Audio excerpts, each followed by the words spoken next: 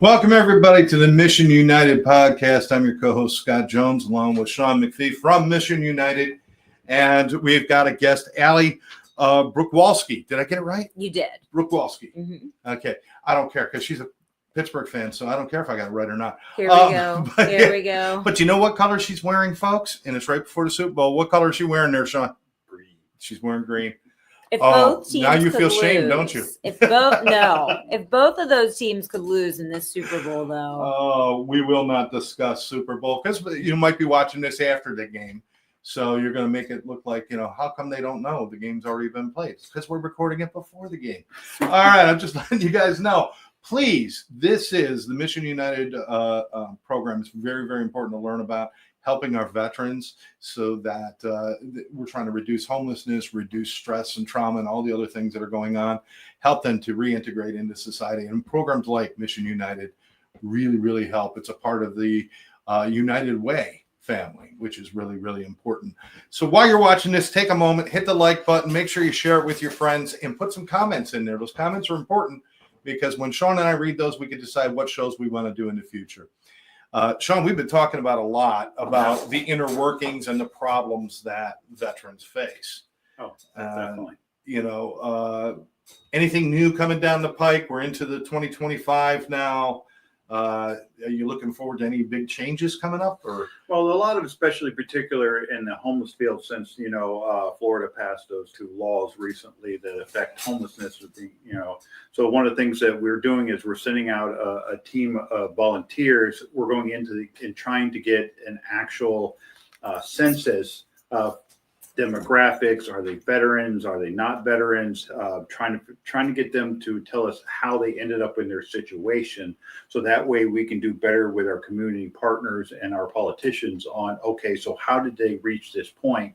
Okay, so how are we going to move forward, not only to help them prevent that from happening in the future? So that's a lot of what we're trying to do is we're sending out those groups of individuals to different areas and trying to find out how can we help them. And then how can we help prevent the next group from being in their positions? So without getting into politics and all that other stuff, because, that's always a mess, especially when you're working in nonprofits. You don't get into politics with people. But this movement to get these homeless moved out of certain areas and stuff like that, is this like not a good move for the society? I mean, again, not about politics, but on the street. Does that make it really tough on people right now? It is definitely is one person who made a particular is that when people get into these situations, it becomes the norm for them. It's what they're used to, and then trying to get them to change out of that pattern can be an uphill battle when they're used to doing something. Yeah. So now the movement is, okay, so the past history is tent city. Now there's a lot of companies that we're working with and community partners who are trying to find what they call a pallet. I've seen that. They're basically pop-up single.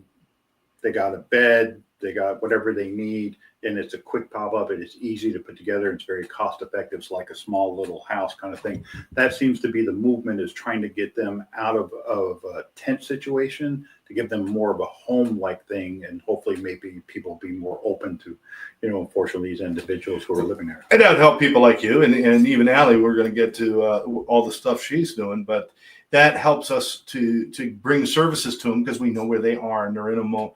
And it's not someplace you want them to stay forever, but it gives you an opportunity to get in touch with them and find them, right? Yeah, that's the biggest thing is actually a lot of these places that, like they call these encampments, actually have their own political type systems. A lot of them have leaders who are like, when we go into a couple areas in Fort Lauderdale, they actually have an individual that they have basically elected as their spokesperson.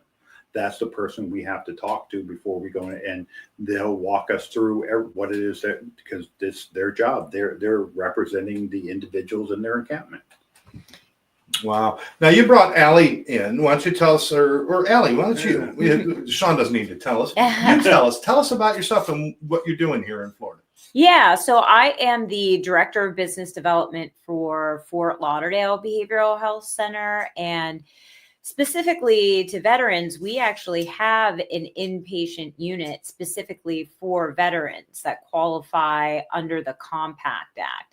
It's interesting, and I'll get back to all of the services that we have because we have quite a few. Yeah. But just because somebody's homeless does not mean that they don't have benefits available to them. And veterans are a prime example of that.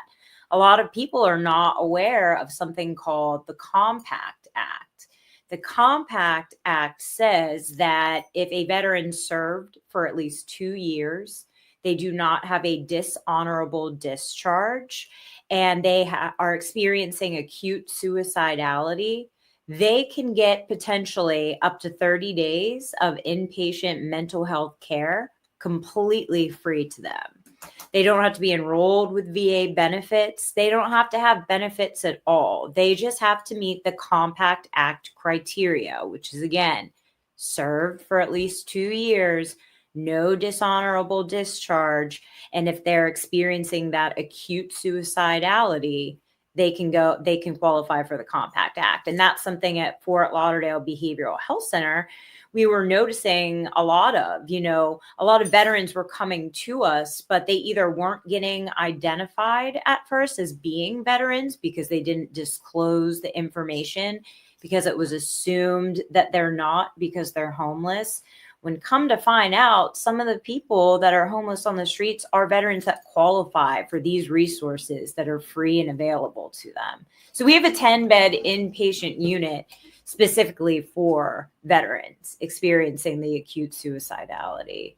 Yeah, but you have, certainly you have an entire hospital system, which we're going to talk about the different things and the other people as well. But Sean, this is a point you make over and over again about people not having knowledge about what's available to them. Yeah.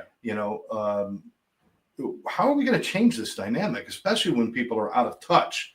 How do you get this information to them? I imagine if they show up at your doorstep and you catch the fact that there's somebody, you can help them to get where they're going. But how are we going to reach them when they're out there?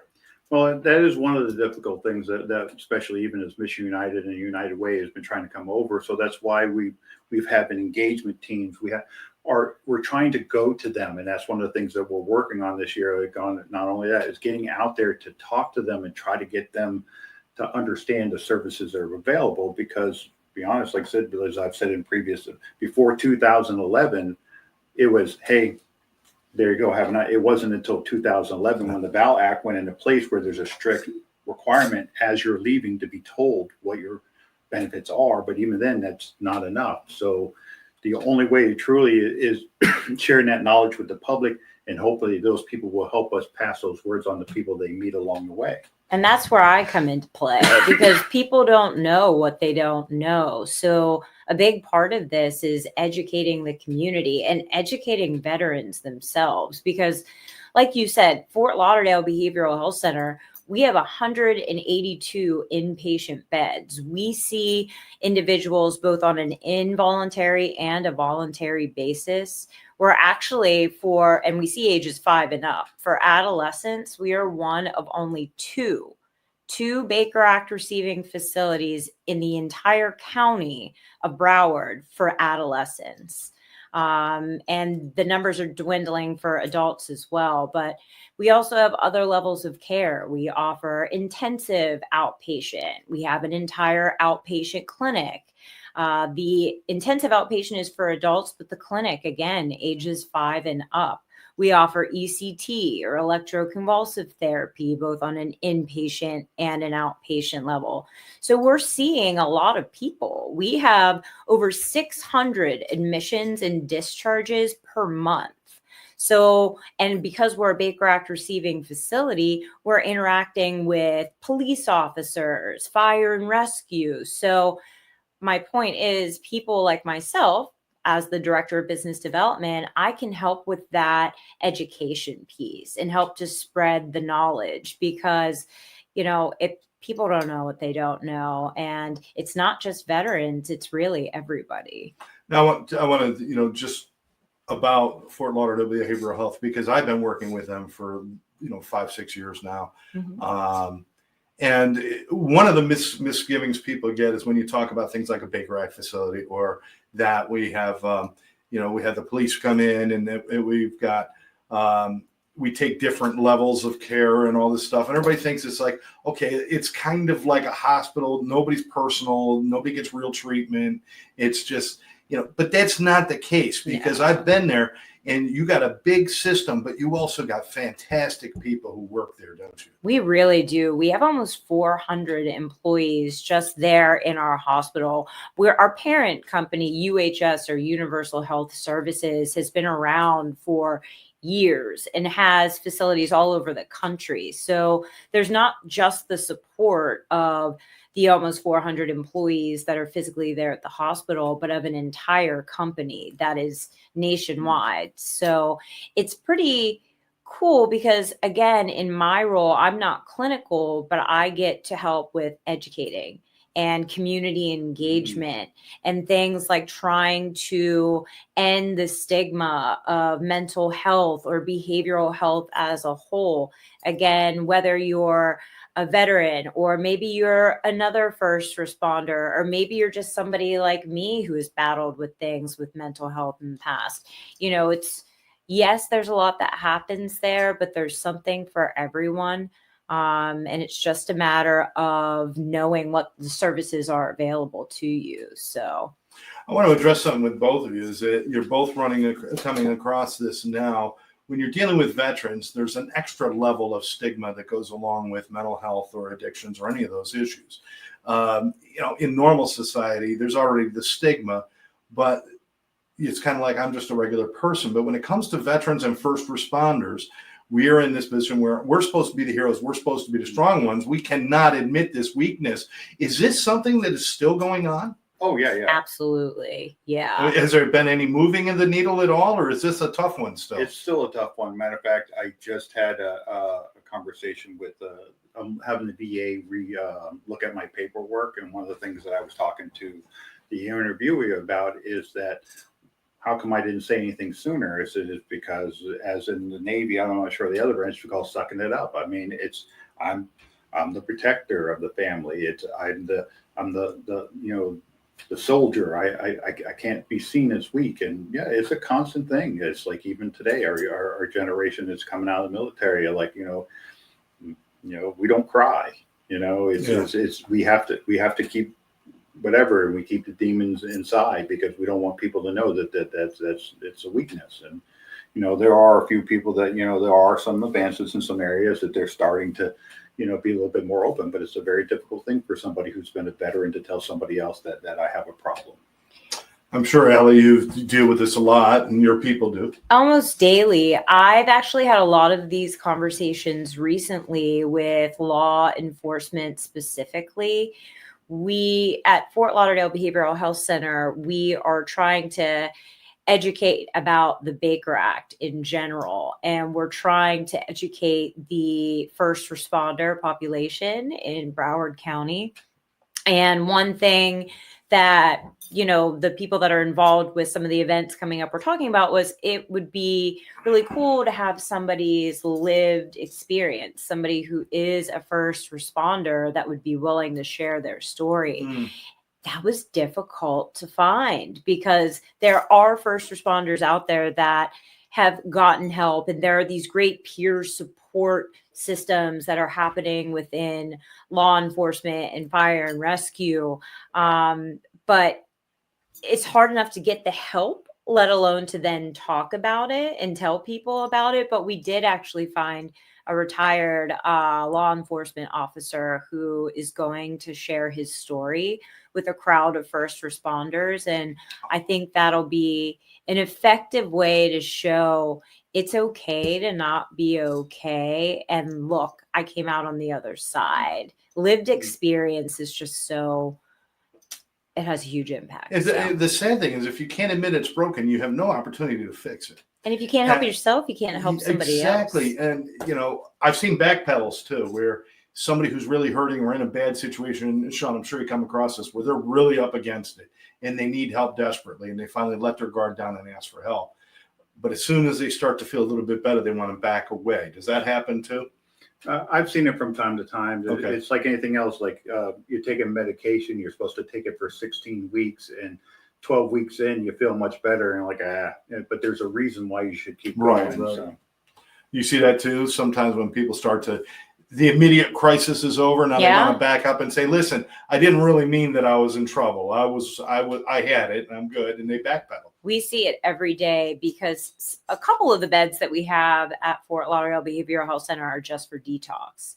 And sometimes people will come in there on the worst day of their life. I need help. I want help. 2-3 days go by, they start to feel better and they say, I don't want to be here anymore. And they're there voluntarily. You can't make them stay. So they leave.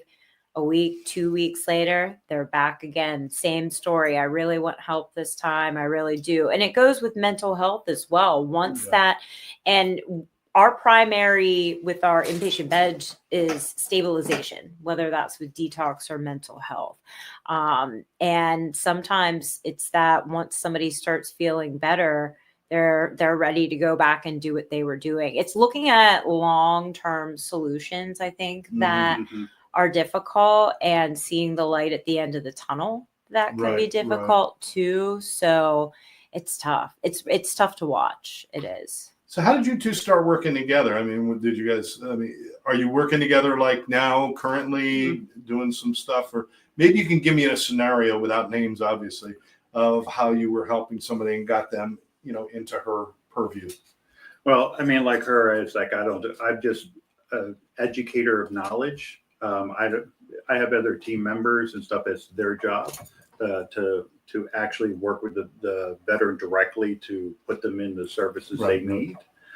Mission United, though, as a whole, has helped and has collaborated with Fort Lauderdale Behavioral Health Center a lot. So when we opened this veteran-specific unit, these 10 beds, it's set up a little bit differently than the rest of the units in our hospital. And one of the things that we do is we can bring in veteran-specific resources to talk to our veterans because they can stay for up to 30 days under the Compact Act.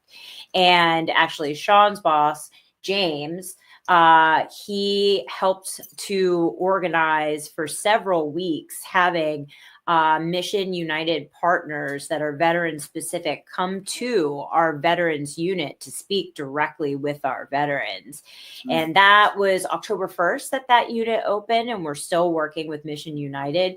I actually recently joined the Veterans Advisory Council for Mission United. Good. Yeah, I have volunteered to be the chair of their recreation committee. So I think that'll give Sean and I a lot of opportunities to work together. He supports the events that the business development team has at Fort Lauderdale Behavioral Health Center, and more from an educational community engagement type of role, because neither of us are clinical, but being clinical isn't the only way to have an impact in this field.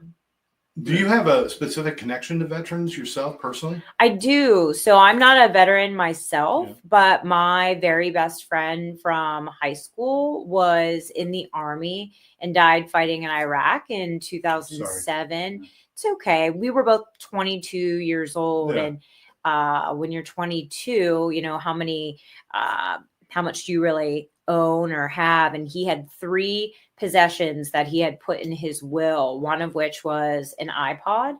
And his iPod he gave to me, and I actually still to this day carry it with me. Wow. Everywhere I go. And so, he's my guardian angel. And so I've always wanted to work with veterans, both personally and professionally.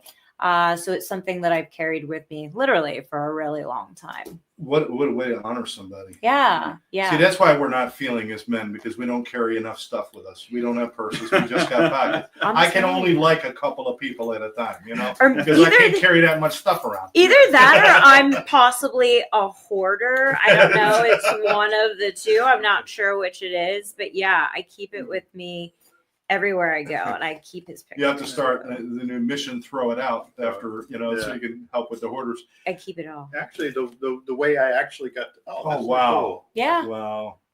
Just hold it up that way for a second. Yeah. Thank you. Yeah.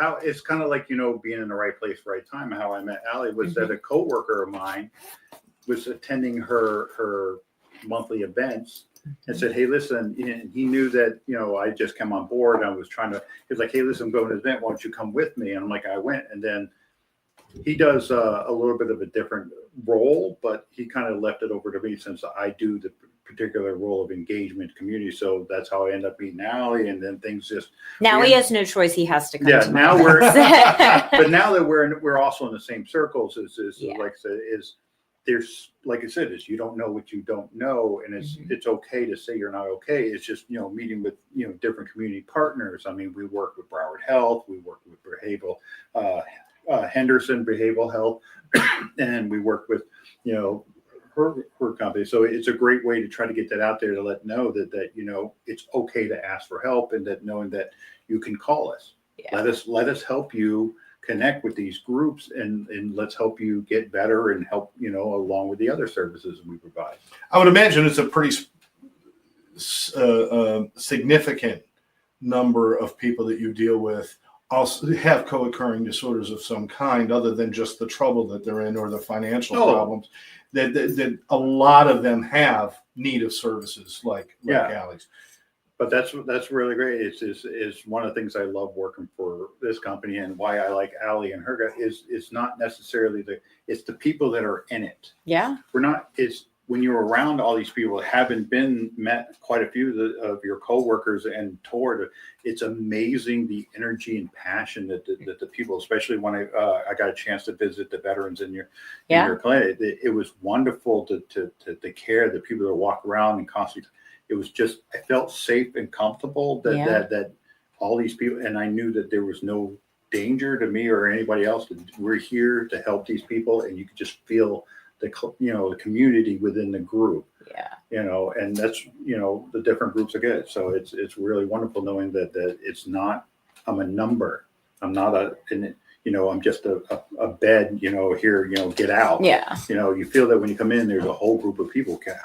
Okay, so we got this part. Okay, so let us connect you with the other people who can help you with the other piece, and then we'll make it all work together. It's all about collaborating. I always say, hey, if it's not something that the hospital that I work for can help you with, let's find someone that can help you. And how do you get to know those resources and learn them? Collaborating and connecting. It's so huge in this industry, and it's important to know that everybody potentially has the opportunity to play a role in changing somebody's life, because when we expand outside of that minute or minutes of crisis that somebody's in, there are underlying issues there that may have nothing to do with the psychiatric diagnoses. It could be food insecurities. It could be homelessness. It could be this. So the bigger your network, the more collaborating that you do, in my opinion, helps you to be a better resource. And that's where it's key. Now, just so that people, I think sometimes we went up this path of really bringing awareness to mental health, really bringing awareness to addictions, really bringing awareness to a lot of things, even violence and other things. And now that's kind of going down again. And I know it ebbs and flows as far as society. Oh, this week we're interested in manic depression. Next week we're interested in bipolar disorder. But I don't want people to lose the fact or to forget that there's still so many people out there that need help. When you're dealing with veterans, does it shock you? Do you ever sit back and scratch your head and say, how did we let this happen, that so many veterans are suffering? Even when I was on active duty, even when I used to look into the different services, it used to blow my mind, because a lot of the bases where I was, or ships I was to serve, we used a group of us usually belonged to a community service group. And there were things that we would go down to I can't remember which duty station we went. I think it was San Diego. We went out to, there's a veteran village. We went down there, must have been like 20 of us, that we were amazed that what they don't know, and how how did we let this happen? And the fact that we have all these veterans, if it wasn't for the 30 of us, we brought everybody, construction, electrician, we were doing repairs. It should have been taken care of. We were doing electrical repair. I remember we were doing painting. I was part of the paint group where we were this place was in disarray. We couldn't believe that they would allow something of these vets allowed to degrade like this. Yeah. And we were totally floored by it, but I'm constantly floored to that, how we've got to this age. It's like I said, is we think before 2011, we're talking about 150,000 people leave military service every year that didn't know. They were shoved out the door. Somebody made a good, we spend 6 to 8 weeks or even months training them to do their job. But when they leave, we give them 5 days and then shove them out the door and say, hey, if thanks for being here, you're on your way. And people are like, well, what do I do from here? Yeah. One thing that I think is interesting too, when it comes to struggling with mental health, it's often the people that you would least expect that are dying on the inside. And my hope, and one of the reasons why I, enjoy being part of this, is I am convinced, I know that there are ways to be more proactive rather than reactive, because it's not just somebody who's sitting on the side of the street and is asking for money. It's yourself. It's the person walking down the street. It's the doctor it's the people that you don't expect it from. And it almost goes to also, veterans and first responders have a hard time, asking for help.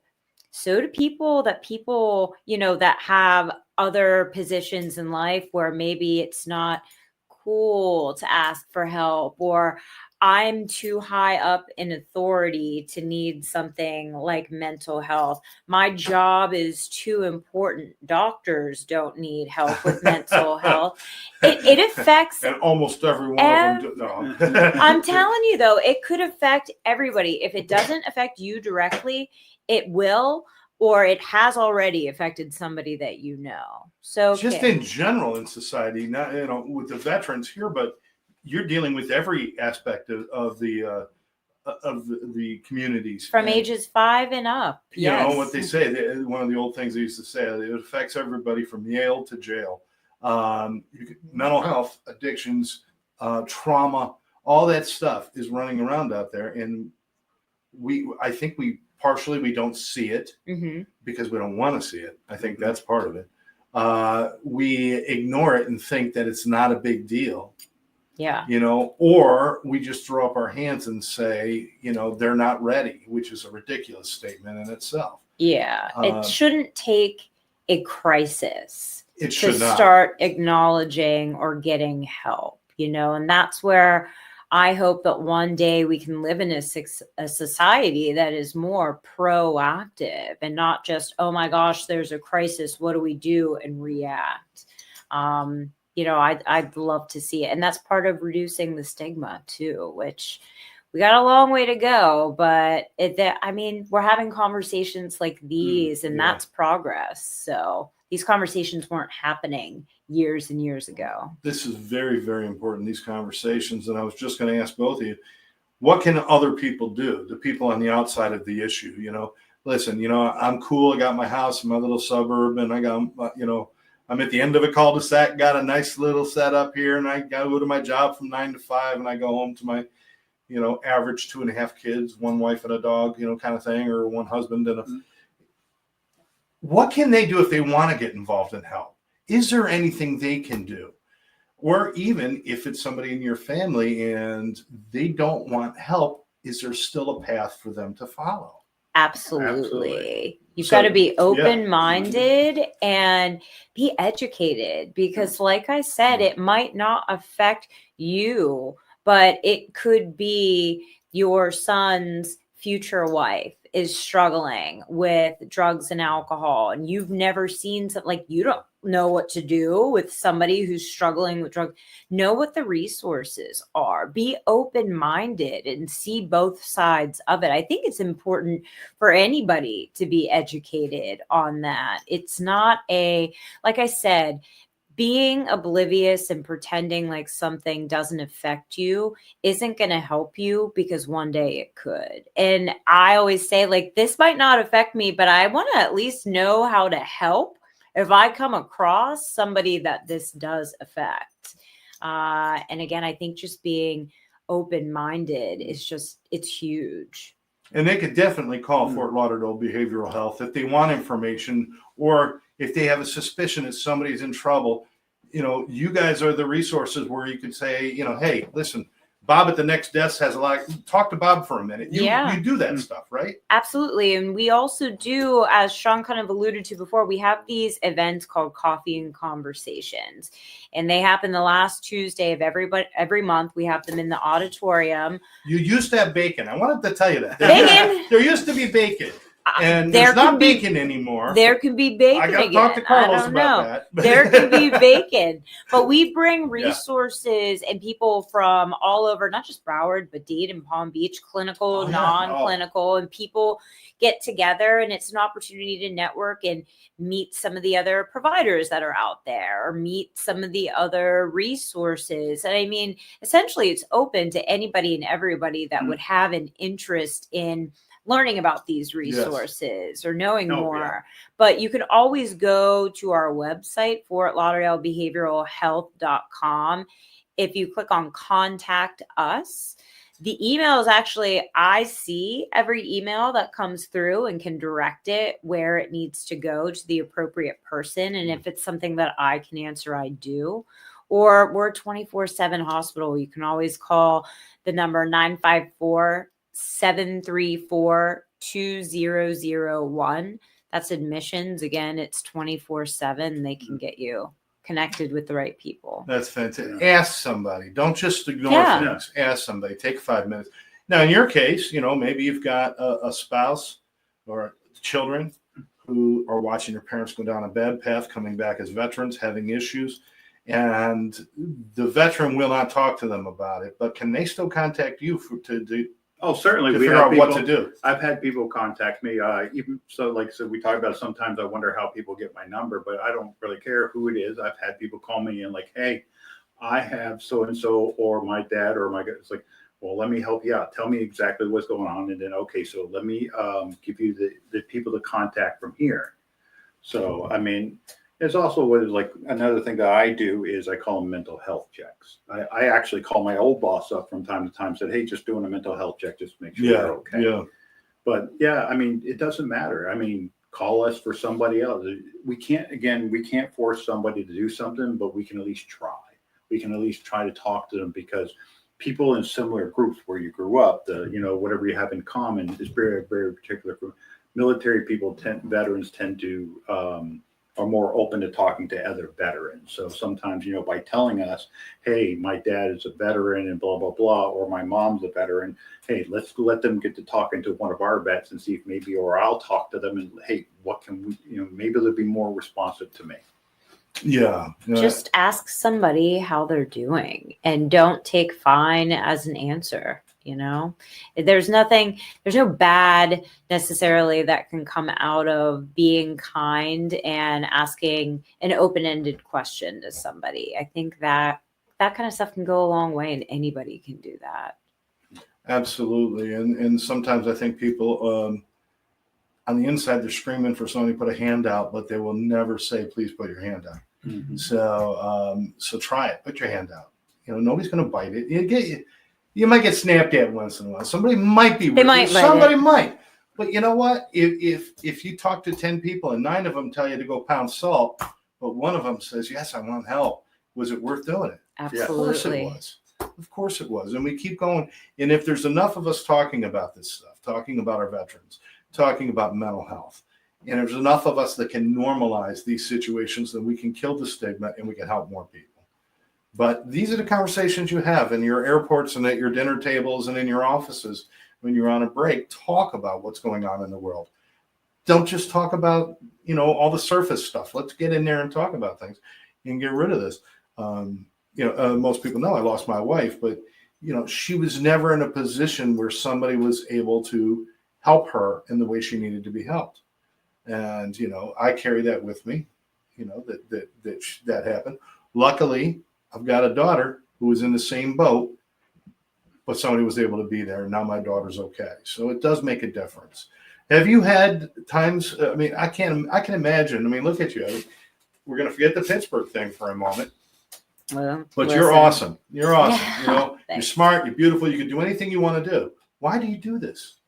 So I don't talk about it often, but I am actually in recovery myself. Oh, okay. Yeah, most people don't know that. It's not something that I'm ashamed of or anything like that. It just doesn't always come up in conversation. And the reason I got into this industry, I've always done business development. And when I got sober, I decided I wanted to find purpose in what I Yeah. was doing. So I took my professional experience and my personal experience, and I found an opportunity to kind of combine those things. So when I say that I understand, I genuinely understand. But I also know that I am an example. And if I keep doing what I'm supposed to do, can continue to be an example of how you can come out the other side. And again, that personal lived experience is so impactful. And so it's a big part of why I do what I do, because I've not only seen struggle, I have struggled, and it's okay to not be okay, because guess what?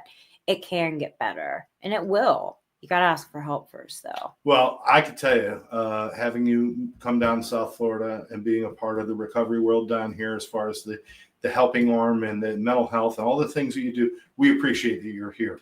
And Thanks. one of the conversations at these coffee clutches is, when she's off on the other side of the room, we're saying she's fantastic. So that I just want Well, you to know thank that you do a great job. And thank God we got people like you. Now, Sean, I mean, I know this wasn't your plan. When you went into the military, No. you weren't thinking, one day I'm going to work for Mission United, which hasn't been thought up or made yet, but one day I will. So this is not what you were thinking about doing with your life. No. But are you glad this is what you chose? I've always been in a helping type personality. Even when I was a little kid, I always liked helping people. It was always a joy that if I could help anybody, whether with their homework or whatever it is, I can't think of doing anything else. I enjoy. I got to say, hats off to your family for raising you that way. Yeah, I mean, I'm not sure if I said, it's in the Jewish community, they call it a mitzvah, doing a good mitzvah. That's my yearly, every year, every day, I try to find some way. I mean, even if I'm going into the grocery store and I see an older person with their shopping cart and they're finished with it, hey, I'll get that for you. Or a mom and a child or whatever. Hey, I'm going that way. I got you. Just if I could just, help one person every day, it's always, and I really like what I do. If I can just help one person, and I just really like the people that I've met, I can't think of me doing anything else anymore. Sean's the best. He really is, isn't he? He is. You lead with your heart, and that's so apparent. Yeah. And, I'm sure there's times when things are hard because you can't help somebody you really want to help. Yeah. But I can only imagine that when it works, that's a huge reward for you on the inside. Oh, yeah. I mean, probably my old coworkers will tell you that when my previous job, I used to help veterans find employment. When one of them called me up and would say, hey, listen, I want to let you know I got that job. The first thing I did after I hung out was run around and high five all my coworkers, and they kept looking at me. I'm like, why? And because if it wasn't for you to greet them in the door to get them to come in, if it wasn't for you to help them with, their issues, if it wasn't for you who answered the phone when they first called on how they got here, I would have never got them anywhere. So far as I'm concerned, it was a teamwork. So they used to laugh as I used to run around and, every time I hear a happy story, I'm like, next thing I do is I'm high-fiving my coworkers because that's not me. I mean, it's a group effort. But this is exactly what you need, is these kind of collaborations, partnerships, whatever you want to call it, where you can count on them and they can count on you, and you can and more places that do that, the more people we can help. A lot of people that selfishly want to keep their secret sauce to themselves, and this is how we help people. But like you said, at the coffee meetings and stuff, we're constantly sharing trade secrets. Why? Because we're trying to save lives. Yeah. Mm-hmm. We're trying to save lives. So these partnerships, the partnerships I know you have with dozens, probably maybe hundreds of other businesses, court systems, all that. That's so important that you guys do that, so that when you have somebody standing in front of you, you've got unlimited resources to help that person. Oh, yeah. Like court system, I don't remember the exact date, but we actually have with the courts that we got together, since my boss is a lawyer, is that the courts are going to allow us to, if you sign up for it, is that we're going to have their cases reviewed and determine whether or not we can get the court system to either, lower the charge or dismiss them altogether if it's something that's impacting them on day to day. They can't get to work because they lost their driver's license for whatever reason. We're trying to work with that. So yeah, anything we can do. That's fantastic, guys. I thank you. You guys Yeah. coming in, spending some time in the morning.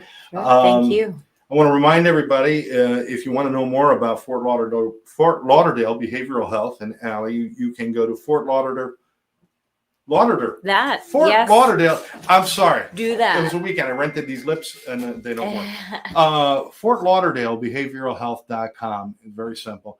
Get on there. You can go to the contact information. If you have questions, the website's pretty comprehensive. You got a lot of information on there, but don't discount that they can't help you. They got services and upon services. We couldn't even touch them all, and we could talk all day. We wouldn't touch them all. So make sure that you reach out again, Fort Lauderdale Behavioral Health.com, or go to United Way Broward.org. UnitedWayBroward.org/Mission United, and you can get directly into the program. You can go to the United Way page, Broward, and find it as well. But there's a lot of good information there, how to reach out to Sean and his people. And you're always looking for help, right?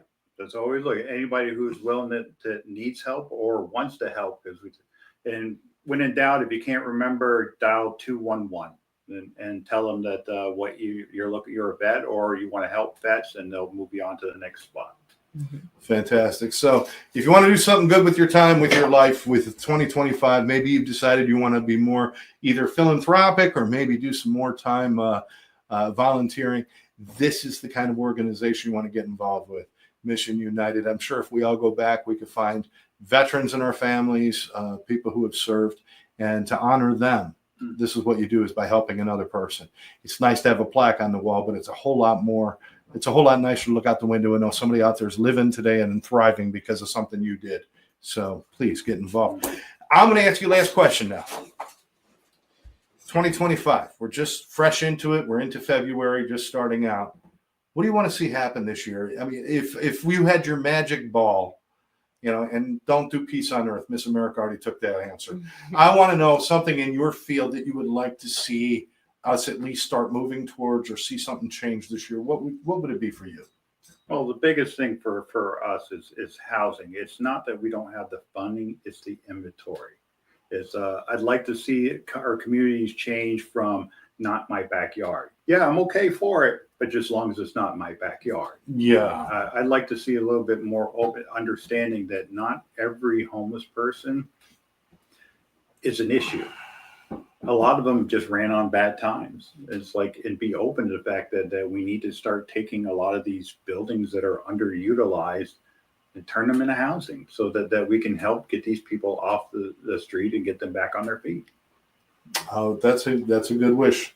How about you, Allie? For this year, all the things you do, what would you like to see happen? I would like to see lines of communication open up a little bit more between providers, between first responders. The continuum of care for individuals is extremely important.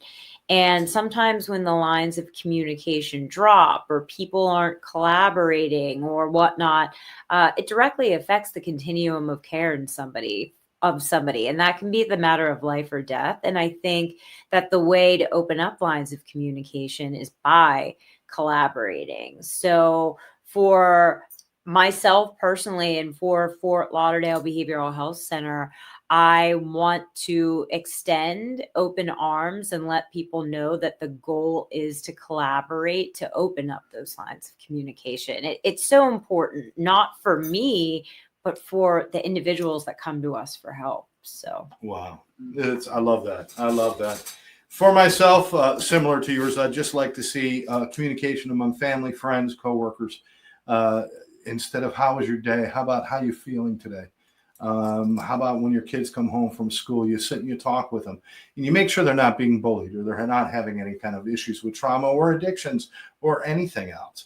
I would love to see open conversations in families about the difference between being sad and being depressed and how important that is to understand those differences. If we start at that level and then we grow up thinking it's okay to talk about feelings, it's okay to talk about feeling hurt or feeling bad, that's when the world's really going to change. It's a long way to go, and I know we're not going to get there in this year, but I'd like to see it start. And with you guys out there doing what you do, I've got hope. I've got hope that we're going to make hopefully a bigger dent this year than we've made in the past several years. So progress, not perfection. Progress. That's what we're looking for. We're looking for progress, and we're looking for your comments on this show. Any questions that you have, and remember, go to Fort Lauderdale Behavioral Health.com, UnitedWayBroward.org/Mission United. And you can get all the information about what these two are out there doing. You can always reach out to us here at Sober Life Studios. We're part of the One Brother, One Sister program.